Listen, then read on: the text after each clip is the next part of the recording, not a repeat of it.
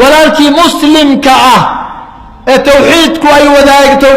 wadaagaan xalaal uma aha in uu ka haajiro uu ka tago in ka badan 3 cisho wa 3 cisho waxaan la hadlayaa ka soo eegaya shaashada iga soo eegaya ilaahay baan ku dhaariyay imisa sana ayaa walaalka ka haajirtay 3 maalin ma aha imisaad ka haajirtay walaalka imisa sana walaalka ka haajirtay walaasha aadan la hadlin imisa sana ayaa dariskaaga cul ahayd adiga soo eegaya imisa sana ilaahay baan ku dhaariyay muslim